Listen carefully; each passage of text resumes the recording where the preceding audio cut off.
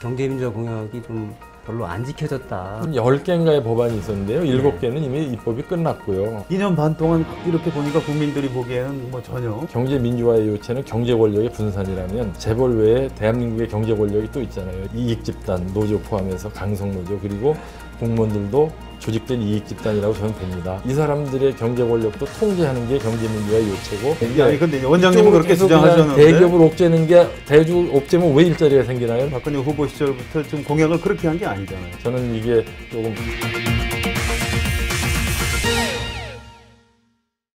새누리당 부설 연구소죠. 여의도 연구원의 김종석 원장님 나오셨습니다. 네, 안녕하세요. 고맙습니다. 박수님한테 와주셔서 감사합니다. 그렇습니다. 네, 와주셔서 영광입니다. 한겨레 신문 처음 오셨죠? 몇 년 전에 네. 특집 기획 좌담에 한번 왔었어요. 좌담하러 오시네. 옥상에서 한번 뭐 한 적이 있습니다. 지금 학력이 경기고 서울대 경제학과 프린스턴 완전히 우리나라 1% 엘리트네요. 학력을 보면은. 여의도 연구원장 맡기 전에 이제 홍대 교수로 계셨고 그다음에 서울시 뭐 경기도 규제개혁 전문가세요? 제 전공이 원래 그쪽입니다. 그리고 바른 사회 시민회의 약간 그 우파 시민운동단체죠. 거기 대표도 오시고 그러시던 것 같아요. 보수적 시민단체죠. 그러다가 이제 올해 여의도 연구원장이 되셨습니다. 홍익 때는 지금 휴직 상태시죠? 휴직 상태입니다. 그렇군요. 그러면 여기서 이 임물 맡으면 복직하십니까? 네, 복직해야죠. 이게 이 프로그램 이름이 돌직구거든요. 아, 그래요? 그래서 바로 여쭤보는데 아니 뭐 살살 오세요. 아닙니다. 새누리당에서는 내년 총선에서 국회의원을 하실 것 같다 이런 뭐 추측들도 하던데. 뭐 떡줄 사람은 생각도 안 할 텐데 뭐 김치 국물 마실 필요 없고. 저는 여기 정치하러 온 건 아니고요. 애당초 김무성 대표가 연구원을 좀 정책 기능을 강화하라. 그동안 정치인들이 할 때하고는 달리 당신은 이제 정책 전문가니까 와서 좀 정책 기능 강화하라. 그러니까 저는 뭐 그 요구에 충실해야죠. 딴 생각하면 안 되죠. 그 전에 이제 유승민 의원 같은 경우에 보면 처음에 그 그때 여의도 연구소, 그렇죠. 여의도 연구소 소장을 하고 나서 이제 비례대표해서 지역구 국회의원 이렇게 뭐 성공적으로 변신을 한 사례도 있거든요. 뭐 잘 변신 안 된 사례도 있을 겁니다. 그런가요? 저는 어쨌든 지금 저 있는 동안에 임기 동안에 여의도 연구원을 좀 연구원답게 좀 정책 기능을 강화하는 쪽으로 좀 애써볼까 합니다. 근데 원장님 그 선친께서 국회의원 하셨죠? 김세배 의원님이시고요. 기록 찾아보니까 8대 충남 아산에서 이제 공화당 국회의원 하셨고 9대 10대는 유정회 하셨더라고요. 아무래도 이렇게 젊을 때 선친 하시는 것도 보고 해서 정치 유전자가 좀 있으신 거 아닌가요? 뭐 옆에서 봤죠. 고등학교 때 하셨으니까요. 정치를 보니까 힘들고 뭐 그렇게 재미를 못 보신 것 같더라고요. 그런가요? 그래서 오히려 나는 이거 하면 안 되겠구나 하는 생각을 사실 어렸을 때는 좀 했어요.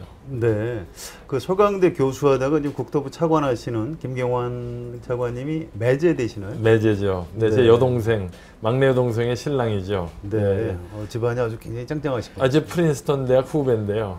그러시고. 여의도 연구원장 되실 때 처음에 전화를 누구한테 받았습니까? 처음에는 이제 그 김무성 대표의 명을 받은 모 의원이 제 이제 대학교 동기면서 제 고등학교 후배인 의원이 한 분 계세요. 저하고 이제 친한 걸 아시고 김 대표가 이 의원을 통해서 나한테 전화하라고 그랬죠. 혹시 뭐 박근혜 대통령한테 연락 없었습니까? 이 당 일은 청와대하고 상관없죠. 이건 당이죠. 그런가요? 그럼 이제 여의도 연구원은 당의 조직인데. 여의도 연구원장을 두고 굉장히 한 6개월 넘게 공석이 있었어요. 그래서 박세일 전 의원님이 뭐 내정된 걸로 언론에 있다가 결국 임명이 안 됐죠. 일부 최고위원님들이 친박계에서 이제 판단해서 안 됐죠. 그래서 이제 친박계가 용인을 했기 때문에 이건 박 대통령의 뜻이다 이렇게 이제 일반적으로는 받아들일 여지가 있어요. 그래서 혹시 박 대통령 특별한 인연은 없나요?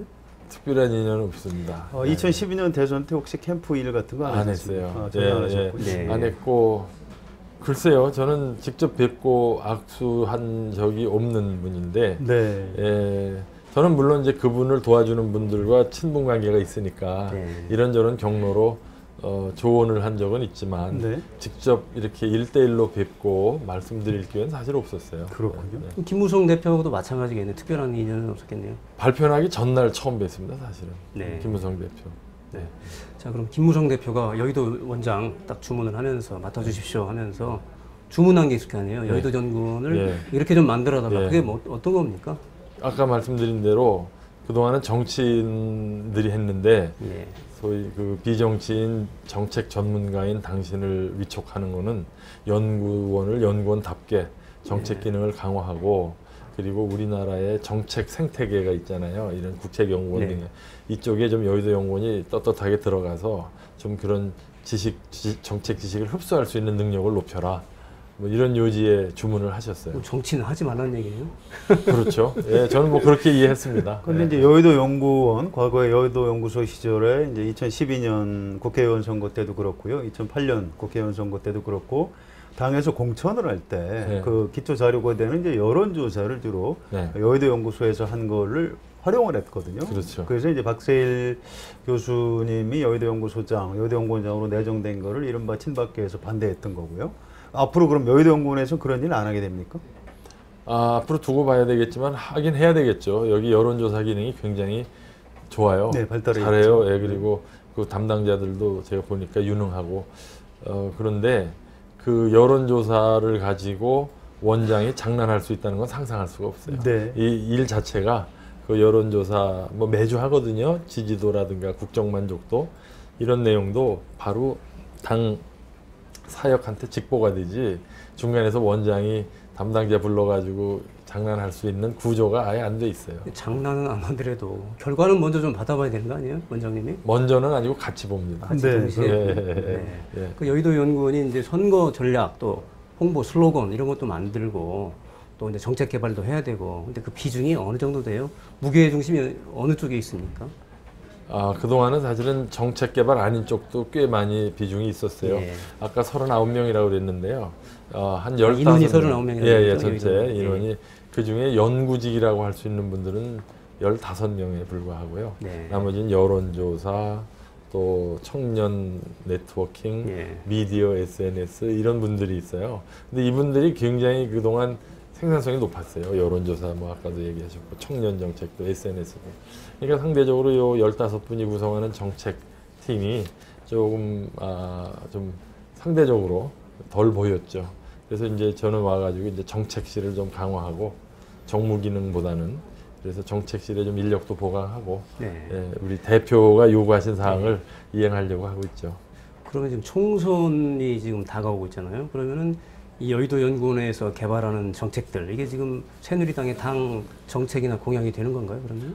그 과정이 있죠. 그러니까 저희는 이제 1차 생산이고 생산을 하고. 기본적으로 정책이나 정책 대안들을 이제 정리해서 당 지도부에 제공하면 이제 결정은 당 지도부가 하는 거죠.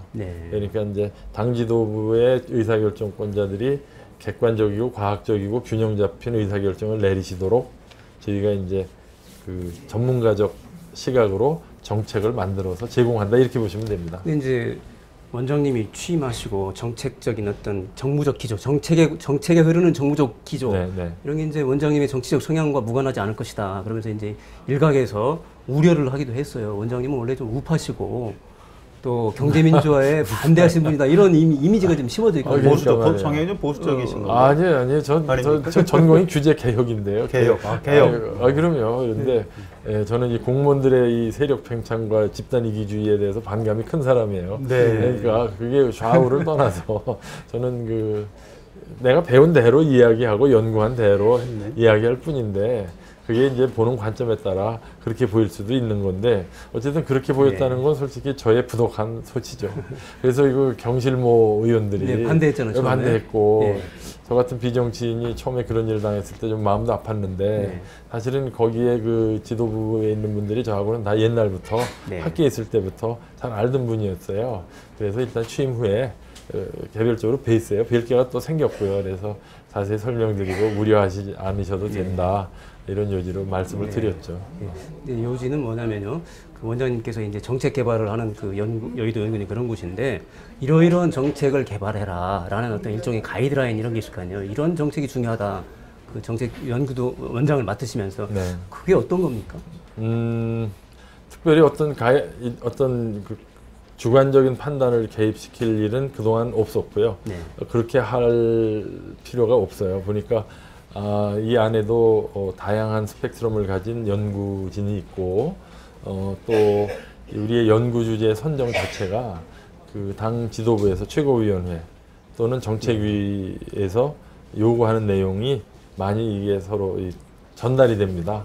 예를 들면은 요즘 문제가 이슈가 되는 게 예를 들자면은 오픈 프라이머리에 대해서 어떻게 좀 분석을 해서 한다든지 또는 국사교과서 국정화에 대한 논란에 대해서 평가하고 판단해서 당 지도부에 보고한다든지 또는 지금 현 정부가 추진한 4대 개혁 중에 노동개혁, 교육개혁, 금융개혁, 공공부문개혁의 진도가 뭐고 내용이 뭔지 좀 알려달라 이런 요구가 있었어요. 그럼 이제 그런 거 정리해서 갖다 드리고요.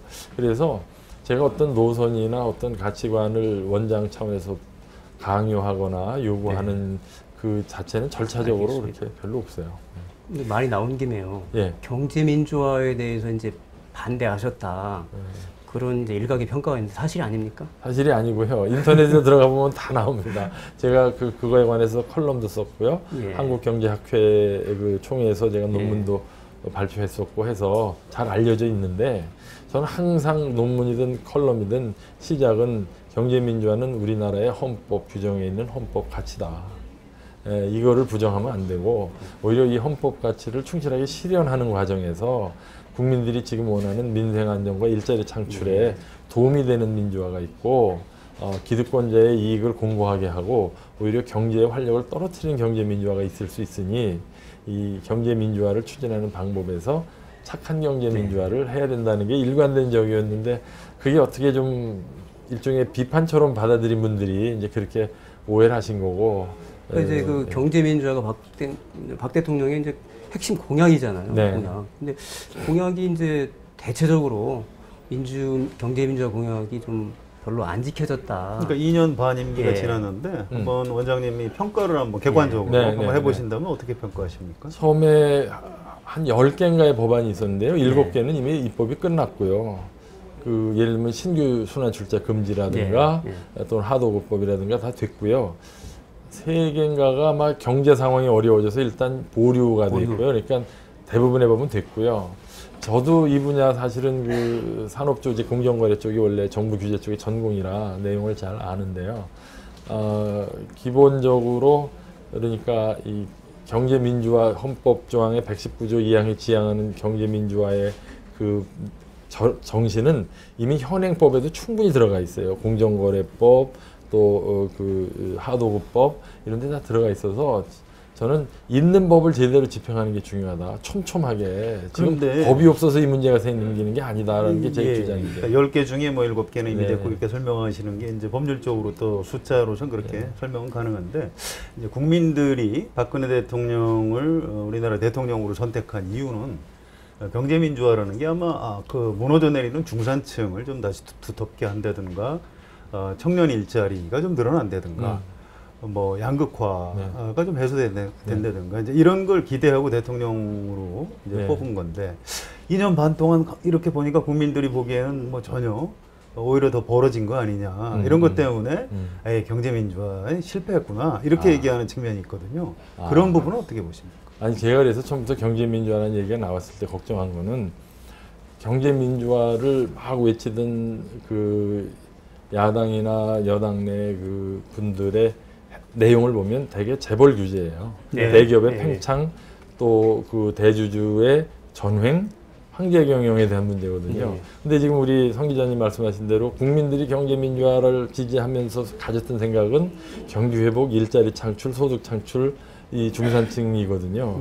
근데 제 생각엔 어떻게 대기업을 순환 출자를 억제하고 분할시키고 총수의 전횡을 막는 게 왜 일자리 창출과 중산층 복원하고 연결되는지 솔직히 제가 연구가 부족한지는 모르지만 좀 다른 얘기예요. 그러니까 제 얘기는 경제 민주화를 하더라도 중소 자영업자들이나 또는 중소기업들이 사람을 고용할 수 있게 좋게 해주고 특정 지역이나 업역에 대한 보호막을 오히려 약화시키고 특히 경제 권력은 재벌만 있는 게 아니고 경제 민주화의 요체는 경제 권력의 분산이라면 재벌 외에 대한민국의 경제 권력이 또 있잖아요. 이 집단 이기주의의 이익 집단 노조 포함해서 강성 노조 그리고 공무원들도 조직된 이익 집단이라고 저는 봅니다. 그렇다면 이 사람들의 경제 권력도 통제하는 게 경제민주화의 요체고 그렇게 되면 서민들의 선택과 경제적 기회와 일자리가 늘어난다는 게 저희 일관된 주장인데 아니 근데 원장님은 그렇게 주장하셨는데 대기업을 옥죄는 게 대주 옥죄면 왜 일자리가 생기나요? 난 그 논리적 아니 그러니까 모르겠어요. 박근혜 대통령, 박근혜 후보 시절부터 지금 공약을 그렇게 한 게 아니잖아요. 지금 원장님 말씀하신 대로 공약했나요? 그렇게 안 한 것 같은데요. 대기업의 소위 갑질, 네.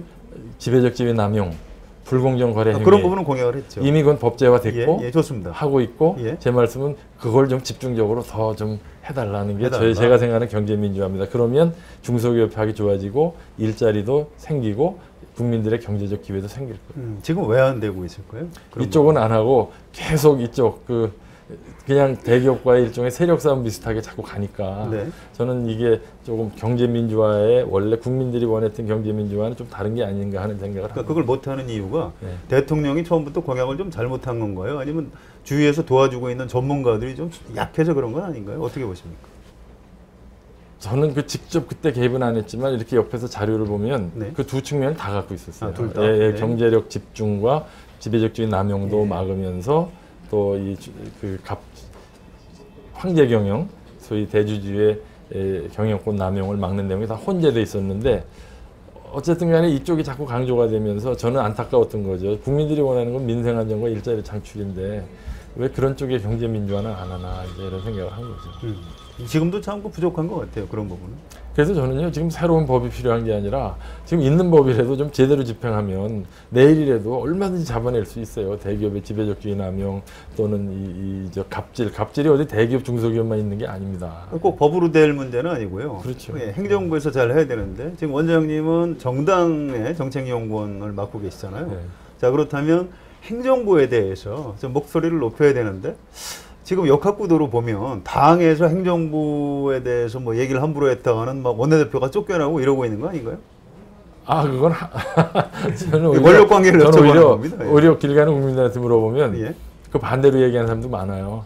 요새 행정부나 장관들은 참 너무 약해 보이고 아니, 대통령이 워낙 그리고 이 요새 의회 독재 아니냐, 국회가 사실상 모든 그 권력을 독점했다는 관점도 많아요. 여론조사에 보면 대통령이 강하다고 나오지 국회가 강하다고 나오지는 않죠. 대통령은 강하신데 국회와 행정부 간에서는 국회가 강한 것 같아요.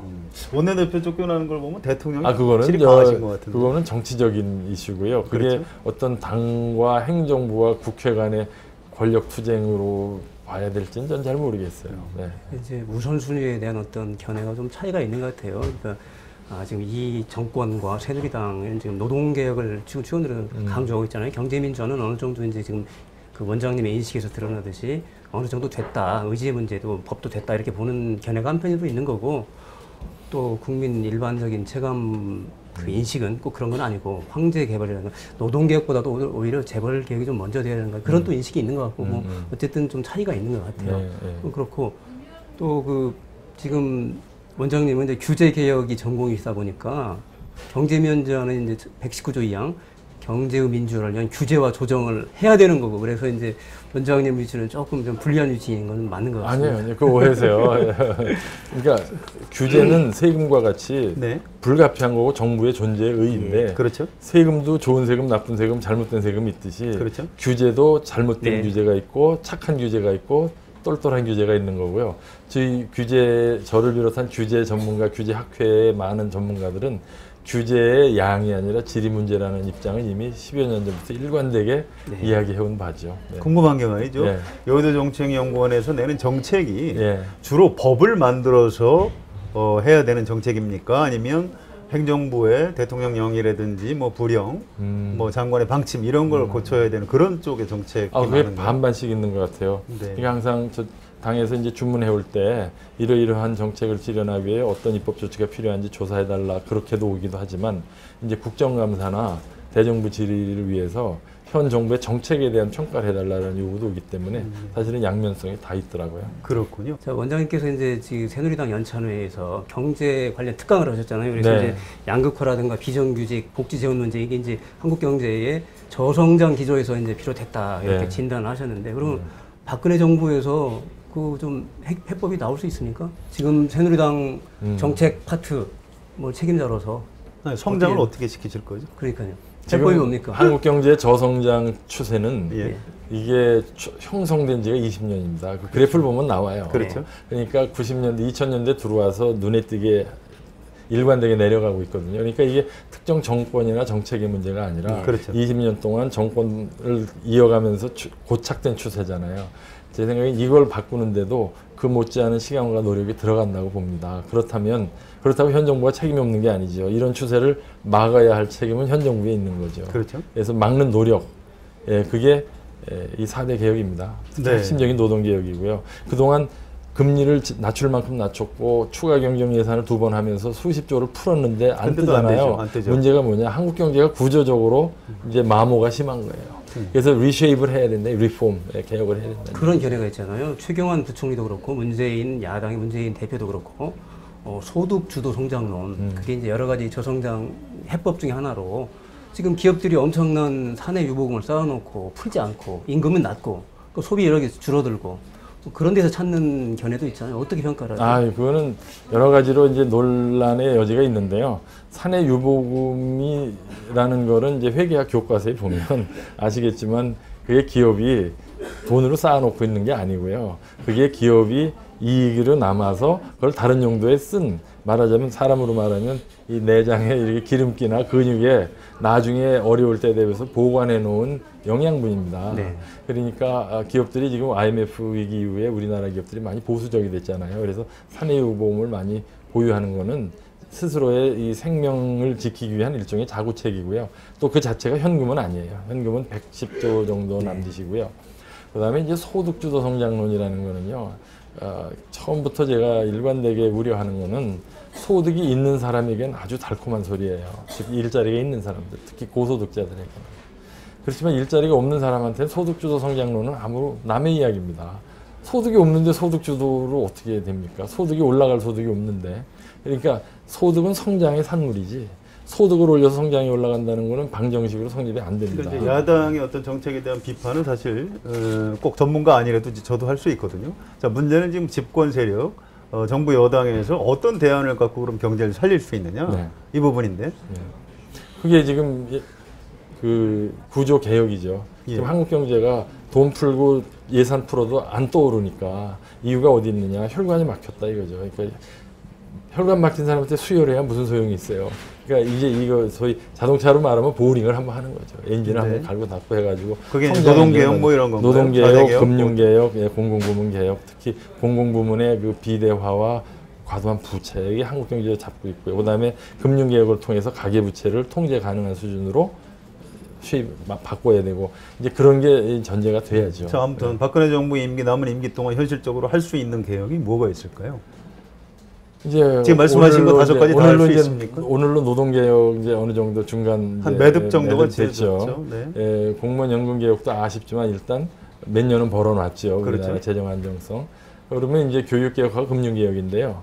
이 금융개혁하고 교육개혁은 제가 내용을 잘 보니까 노동개혁이나 이 공공부문 개혁과는 달리 뭐 이렇게 흔드는 게 아니라 꾸준히 추진해야 되는 정책 패키지에 더 가깝습니다. 그래서 저는 이제 사적으로 이게 무슨 개혁이냐라고 생각을 하지만 그렇지만 해야 할 일을 이렇게 하나의 패키지로 추진하고 있다는 점에서 지금 교육 쪽에서 소위 대학교 정원 조정이라든가 자유학기제라든가 이런 게 이제 교육개혁의 중요한 요소고요. 꾸준히 해야 된다. 금융개혁은 이제 그 서민금융 그리고 가계부채 뭐 이런 쪽에 이제 안정화를 도모하는 게 핵심 요소예요. 그래서 이거는 성과를 내려고 한꺼번에 달려들고 개혁이라기보다는 이렇게 꾸준히 해나가는. 그래서 임기 말까지 하면 그런데요. 역시 모든 것의 근본은 글로벌 경제가 자꾸 주저앉으니까. 네. 지난 10년 동안 세계 경제 성장률하고 우리나라 GDP 성장률을 비교해 보면요, 그래프가 똑같아요. 네, 그건 알겠는데요. 그래도 경제학을 공부하신 정책 전문가로서 잃어버린 10년이라고 얘기하는데 동의하십니까? 꼭 그렇지는 않다고 생각하십니까?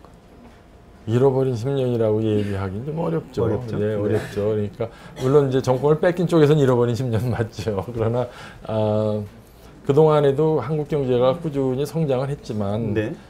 지금 말씀드린 대로 지금 우리가 앓고 있는 이 저성장의 추세는 사실은 그 김영삼 대통령이 IMF 이후 이렇게 고착된 거예요. 그래서 이것에 대한 정확한 진단과 처방이 필요하고 아까 말씀드린 대로 누가 대통령이 되든 그 정부의 정책 기조는 국민적 집단지성의 총화예요. 알겠습니다. 노무현 대통령도 그렇게 하셨고요. 그래서 한미 FTA도 추진하신 거고. 자, 여론조사를 이제 네. 지속적으로 쭉 하시니까 그런 흐름에 밝으실 것 같고요. 그리고 정당에 소속된 정책연구소이기 때문에 이런 정치적인 흐름에 대해서도 상당히 밝으실 걸로 제가 생각하고 드리는 질문입니다. 내년 2016년 국회의원 선거에서 새누리당 성적이 어느 정도 나올까요?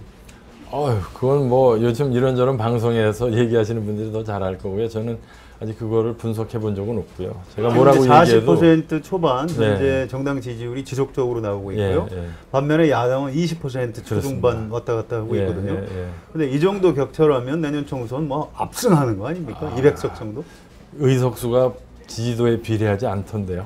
보니까 비례하지 않습니까? 반드시 그런 건 아닌 것 같은데요. 어쨌든 내년도에 4월 달에 국민들이 뭘 원하고 우리 경제사회가 어떤 모습을 갖고 있느냐, 저는 오히려 그쪽에 지금 관심이 많고요. 저희 연구진이나 저희 연구원 자문단들에게 그걸 좀 가늠해달라. 그게 지금 집중하고 있습니다. 자, 내후년에 2017년에 이제 대통령 선거가 있고 우리나라는 대통령 중심제 국가이기 때문에 이른바 그 정권이 오고하는 건 대통령 선거 결과죠. 지금 이렇게 예측하실 때 새누리당 재집권 가능성이 높다고 보십니까? 정권을 뺏길 가능성이 높다고 보십니까? 그거는 여의도 연구원장이 얘기할 수 있는 영역은 아니죠. 저는 재집권 했으면 좋겠습니다. 하나만 더 여쭤볼게요. 요새 이제 언론에 이런 기사들이 나오고 있습니다. 이른바 그 친박근혜 세력이 이제 새누리당 장악 시나리오다 해서 김무성 대표를 찍어내고 지금 최경환 경제부총리가 비대위원장이 돼서 내년 총선을 치른다. 이런 기사 나온 거 보셨죠?